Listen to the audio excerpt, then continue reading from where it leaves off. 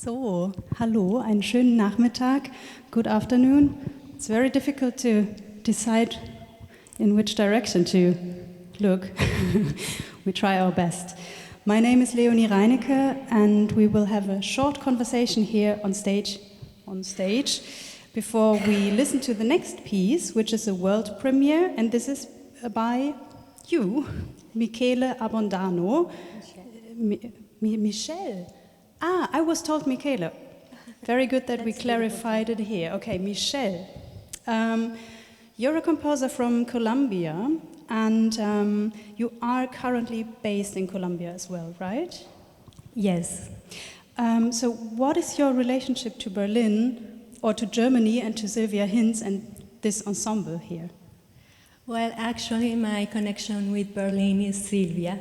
We connect through social media many years ago, and we started to collaborate virtually.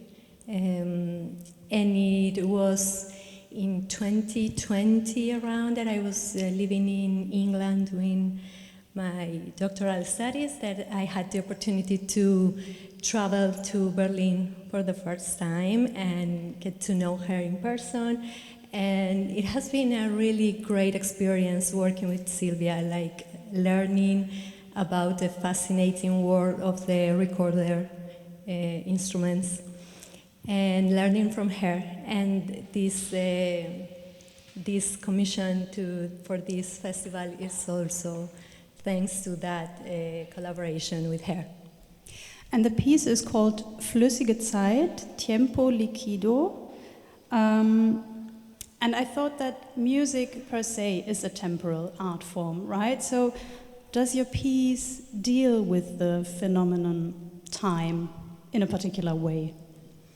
Well, actually, the invitation to work on this subject of the liquid time inspired me in many ways, and one of those challenges was trying to give the performers freedom to make decisions, but also inside a very structured piece. So there is a conflict between being free, but also playing together and synchronized in certain particular ways. So I think that's the core of the piece, that you have to deal with your personal time in the moment that you create a sound, that you create a timbral experience, and also to be very conscious that you are part of an ensemble and you have to contribute to everything to happen. Mm-hmm. And this contradiction of being free but also being in control, do you also translate that into music via using improvisational parts in the score and fixed parts, or how does it work? Yes, actually there are different sections, and each section is identified by a kind of conflict coming also from the book that inspired this reflection on the liquid time.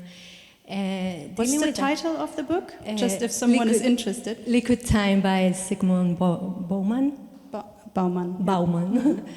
And I think that it is this superposition of improvisation parts with fixed written music, with experimental approaches that were guided by gestural notation, or maybe words like given instructions, and also graphic score in the sense of using images to create a very open interpretation. So all this happening at the same time in from different perspectives. Each performer has a different objective or mission in the piece. And I think it is very interesting to see how the performers accept the responsibility, but also contributes with the openness that the piece is inviting to listen to. And we've already had some weird instruments here as well. Can you say something about the instrumentation in that piece? Well, the instrumentation is for the bass recorder, the Petropoulou bass recorder, and double bass, and then two undeterminate groups for any number of musicians and any number of, playing any instrument. So it is very open from that perspective. But you are going to see a lot of recorders because it is like the main core of the ensemble. And it is also part of the risk that you take when you write music that is open in that way to indeterminate instrumentation.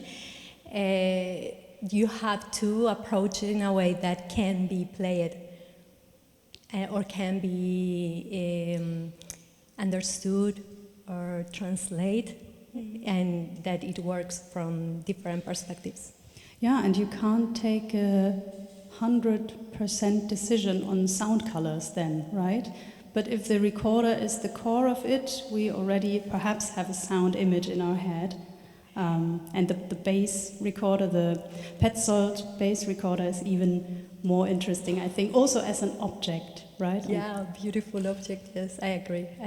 And then the invitation is also to explore the instrument as a sound, as a source of sound. So that is also opening the opportunity to listen to the instruments differently. All right, thank you, Michele Abondano. We are curious to hear your piece now. Thank you very much.